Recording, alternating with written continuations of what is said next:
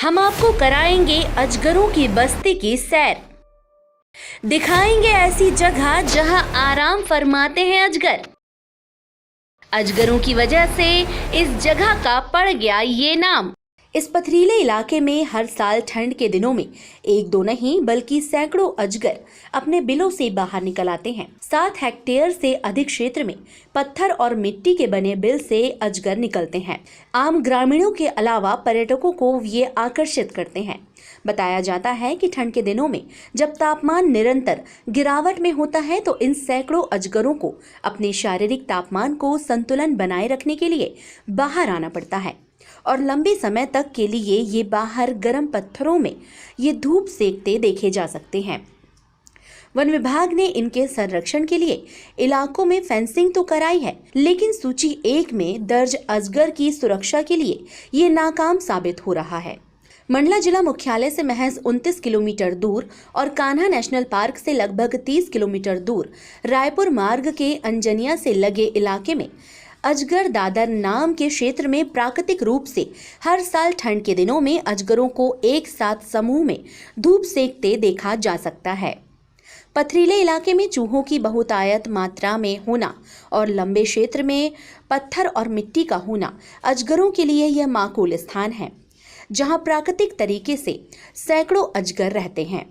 करीब 7 हेक्टेयर में फैले इस वन क्षेत्र में बड़े बड़े बिलों में अजगर रहते हैं। इन दिनों धूप में बाहर निकल आते हैं अजगर, जिनमें छोटे बड़े अजगरों की उपस्थिति स्पष्ट देखी जाती है। ग्रामीणों का मानना है कि इस गांव का नाम भी इन्हीं अजगरों से पड़ा है, जहां प्रतिवर्ष सैकड़ों पर्यटक भी पहुंचते हैं। यहां पर्यटन की दृष्टि से कोई कार्य अब तक नहीं किया गया है, जबकि यह इलाका कान्हा से लगा हुआ है। काफ़ी अच्छा लगा यहाँ आकर।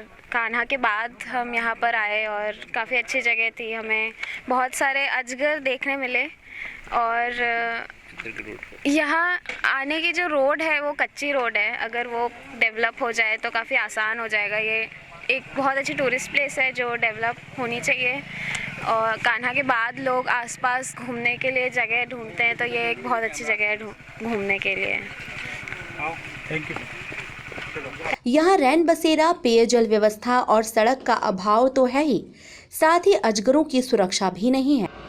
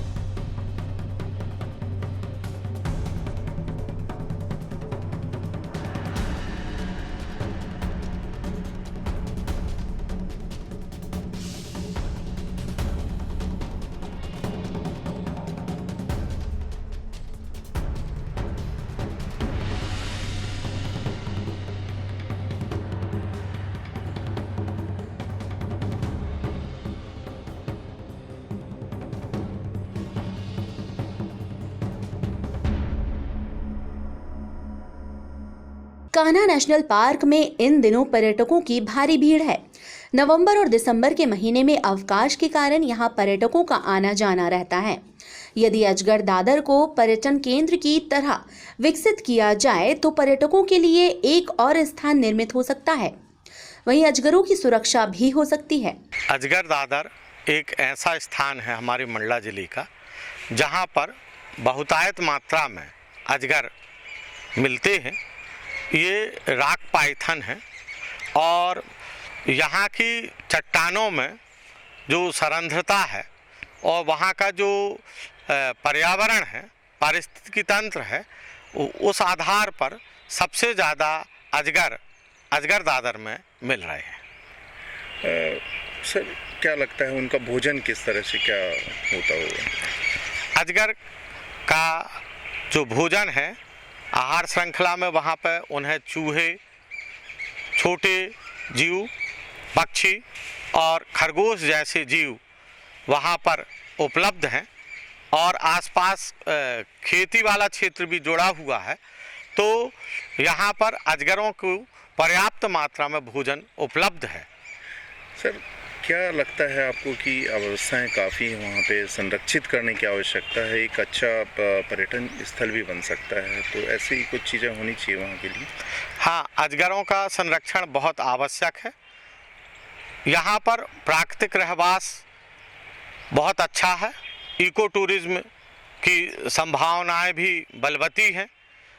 आवश्यकता इस बात की है कि अजगर दादर में हमें टूरिज्म के हिसाब से भी और प्राकृतिक वातावरण को संरक्षित करने की महती आवश्यकता है। हम उनके प्राकृतिक रहवास में कोई हस्तक्षेप न करें। अभी तक मानव द्वारा उनके प्राकृतिक रहवास क्षेत्र में किसी प्रकार का हस्तक्षेप नहीं है, फिर भी में सतर्कता और शासन से अपेक्षा की जाती है कि उस क्षेत्र में अजगरों की सुरक्षा, उनकी गिनती और ऐसा वातावरण बना रहे ताकि ये जो राक पायथन हैं वे यहाँ पर रह सकें और उनकी सुरक्षा बनी हो। ये चौथी बार हो गया अजगर दादर आना। अच्छा लगता है, यहाँ पे अजगर निकलते रहते हैं, तो रेगुलरली एक जगह पे कुछ ना कुछ वाइल्ड लाइफ का एक्सपीरियंस रहता है यहाँ पे। और यहाँ पे जो अभी 2 लोग रहते हैं जो यहाँ पे निगरानी रखते हैं, वो भी काफ़ी अच्छा है कि टूरिस्टों को बताते हैं क्या करना चाहिए क्या नहीं करना चाहिए, और उसके बाद अजगर दिखाने लेने के लिए जाते हैं, तो ये सबसे अच्छी बात है। और आगे जो भी मतलब ये जैसा एरिया है और कान्हा के पास ही है, तो थोड़ा बहुत टूरिस्ट के लिए सुविधा होनी चाहिए। सबसे बड़ी तो ये चीज़ वाइल्ड लाइफ के लिए होनी चाहिए कि इसका एक गैलरी बनाना चाहिए दूर से, जहाँ पे लोग दूर से अजगर को देख सकें। जैसे हम अभी जाते हैं तो पूरा वो जो होल से निकलते हैं वो लोग उसके पास चले जाते हैं, फिर वो डिस्टर्ब हो जाते हैं, फिर अंदर घुस जाते हैं। अगर हम गैलरी बना दे फॉरेस्ट डिपार्टमेंट, तो दूर से हम इसको देख सकते हैं, तो उसके बाद अजगर भी डिस्टर्ब नहीं होंगे और हम लंबे समय तक उनको एंजॉय कर सकते हैं। तो ये चीज़ डेफिनेटली होना चाहिए। और बाकी छोटे मोटे सुविधाएं जैसे पानी हो गया, रोड अच्छा हो गया, ये सब रहेगा तो बहुत अच्छी बात है। लेकिन अभी के लिए तो अजगर दादर एक अच्छा स्थान है। कितने अजगर अभी तक देखे आपने? मैं अभी टोटल 4 विजिट्स में ऑलमोस्ट 6-7 अजगर देख चुका हूँ। लेकिन वही होता है कि जब जाते हैं तो अंदर चले जाते हैं, टूरिस्ट के फुटफॉल से वो लोग डिस्टर्ब हो जाते हैं। लेकिन अगर हम शायद अच्छा टाइम दे, मेरे दोस्त लोग हैं जो कि लगभग 10-12 भी देखे हैं इस एरिया में, तो इसीलिए मैं बार बार आता रहता हूँ कि किसी दिन एक अच्छा साइटिंग हो जाए इनका। पिछले कई वर्षों से इस क्षेत्र को अभ्यारण्य बनाने की कवायद जारी है, लेकिन अब तक वन विभाग द्वारा आश्वासन मात्र दिया जा रहा है। वन विभाग के अधिकारियों का कहना है कि इसे अभ्यारण्य बनाने के लिए शासन को प्रस्ताव भेजा गया है। टाइम 8 मध्य प्रदेश के लिए मंडला से विनय नामदेव की रिपोर्ट। मैं हूं सीमा वर्मा और आप देख रहे हैं टाइम 8 मध्य प्रदेश। टाइम 8 मध्य प्रदेश आपका अपना चैनल है। अब तक चैनल को सब्सक्राइब नहीं किया हो तो चैनल को सब्सक्राइब कर लें, लाइक करें, फॉलो करें और शेयर करना बिल्कुल ना भूलें।